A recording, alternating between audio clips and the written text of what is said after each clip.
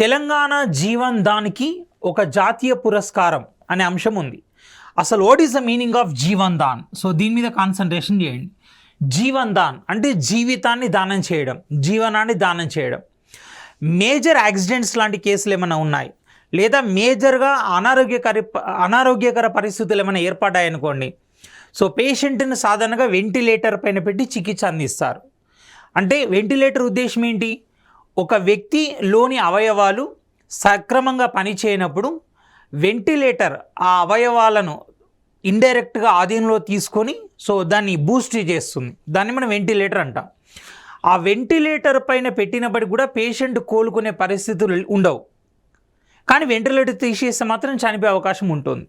So ఎలాగో patient చనిపోతాడు, ventilator తీస్తే ఇక మార్గం లేదు అనుకున్నప్పుడు ఆ పేషెంట్ యొక్క అవయవాలను తీసి ఇతరులకు కనుక అమర్చినట్టయితే సో వాళ్ళు ఒక అందమైన జీవితాన్ని గడిపే అవకాశం ఉంటుంది. ఓకేనా? సపోజ్ ఊపిరితిత్తులు అండ్ తర్వాత వచ్చేసి గుండె అండ్ తర్వాత కళ్ళు అండ్ చర్మం, సో ఇలాంటి అవయవాలు తిరిగి ఇతరులకు ఉపయోగించవచ్చు. మూత్రపిండాలు ఇలాంటివి ఉపయోగించవచ్చు.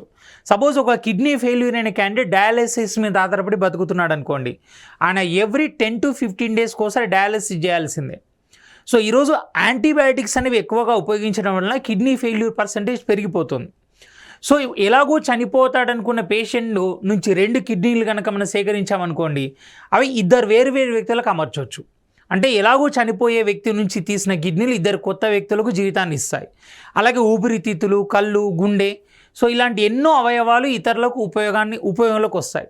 కానీ ప్రజలకు దీనిపైన అవగాహన లేకపోవడం అండ్ మత ఆచారాలు, అంటే చనిపోయిన వ్యక్తిని తప్పనిసరిగా ఖననం చేయాలి, లేకపోతే పూర్వజన్మ అనేది ఉండదు, సో పాపం తగులుతుంది, రకరకాలటువంటి ధార్మికపరమైన మూఢనమ్మకాలతో సో శవాలను సో అంటే శవాలను అంత్యక్రియలు చేస్తున్నారు.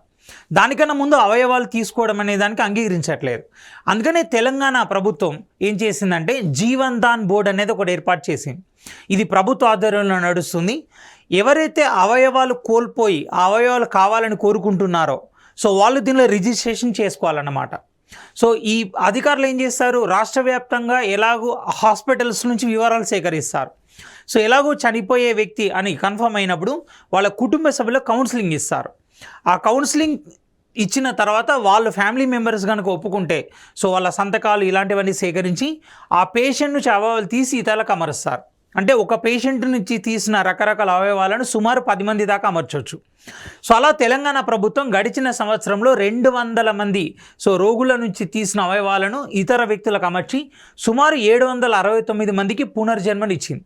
సో అందుకే ఇలాంటి ప్రక్రియ దేశంలో ఏ రాష్ట్రం కూడా చేయలేదు. కాబట్టి సో తెలంగాణ ప్రభుత్వం నిర్వహిస్తున్న జీవన్ దాన్ బోర్డుకు జాతీయ అవార్డు అనేది కేంద్ర ప్రభుత్వం అందజేసింది.